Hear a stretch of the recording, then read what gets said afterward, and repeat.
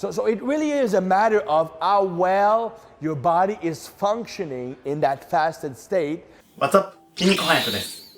さあ今日はトレーニング効果を上げるための短時間絶食の勧め、見ていきましょう。お腹が空いた状態でトレーニングをしますか？よくプロ選手は有酸素運動を朝起きて空腹状態のまま行うとよく聞きます。今回は少しの期間の絶食がトレーニング効果を上げるという話をクリスチャンさんがしてくれています。どんな体の変化があるのでしょうか？早速見ていきましょう。どうぞ。We just talked about in a previous capsule about fasted cardio. In the previous capsule also mentioned some of the benefits of intermittent fasting on staying in sympathetic mode, fight or flight mode.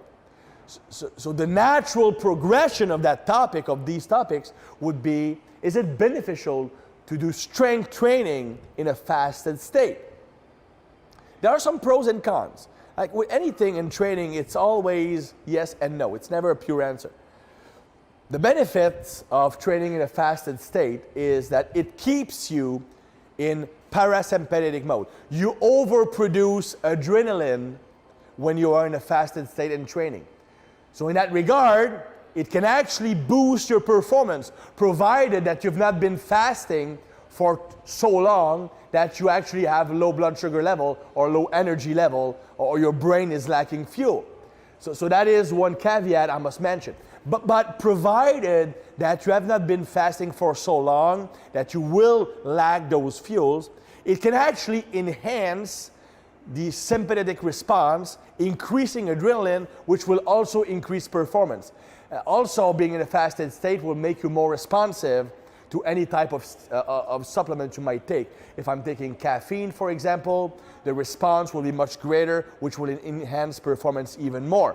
So these are some of the benefits. Another benefit also is if I'm not in a process of digesting food, most of the blood can be shuttled to the working muscles more efficiently. So it becomes much easier to transport oxygen inside the muscle and clear out the metabolites that are accumulating. So it is making the training process more effective, provided that I still have enough fuel for the workout. The negative impacts, of course, are the opposite. Is if I'm training fasted and I've been fasting for a long time, I might be glycogen depleted. My brain might lack fuel, so I might have a harder time concentrating. If I'm starving, I might be thinking about the food more than about the training, so it might have a negative impact on the session. So it really is a matter of how well your body is functioning in that fasted state, physiologically speaking.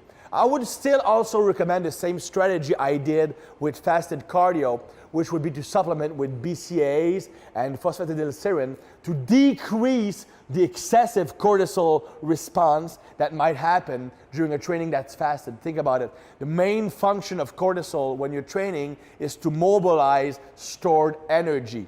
So if I'm fasted and I've been fasting for a while, then I will need to mobilize more energy during my session because I have less energy readily available for fuel. So the cortisol response will be greater. So I would need those supplements to mitigate cortisol response. So I still have it to mobilize the energy, but not overproducing it, which will lead to the potential muscle loss or decreasing the effectiveness of the session. さあ、いかがでしたでしょうか？絶食状態でのトレーニングは交感神経が優位になる。アドレナリンが出る。サプリメントの反応が良くなる。とのことでした。また、この話での注意点としては、枯渇状態になるほどの絶食は行わない。BCAA などを摂取してコルチゾールが出過ぎないようにコントロールする。ここが大切なところですね。途中で出てきたフォスファチジルセリンはストレス耐性としてもいいサプリメントなので、コルチゾールを下げてくれるんですね。単体のサプリメントが日本でも買えるので、概要欄にリンクが貼ってあります。気になる方は見てみてください。また、この方法には BCAA が大事とのことだったんですが、僕は BCAA を飲めません。なので、味の美味しい BCAA と BCAA も含まれる僕のお気に入りの EAA を概要欄のリンクに貼ってあります。気になる方、こちらも見てみてください。枯渇状態をコントロールして、より集中してトレーニングをしましょう。みんなはどんなタイミングでのトレーニングが集中しやすいですか？コメント欄で教えてください。僕は一日の始まりの午前中にトレーニングを行うことが一番集中しやすいです。最後まで見ていただいてありがとうございます。感想や動画のリクエスト、チャンネル登録お待ちしています。ではまた。I won't look back when you're around. I won't think twice when you're gone. Don't hesitate to call me back, 'cause I won't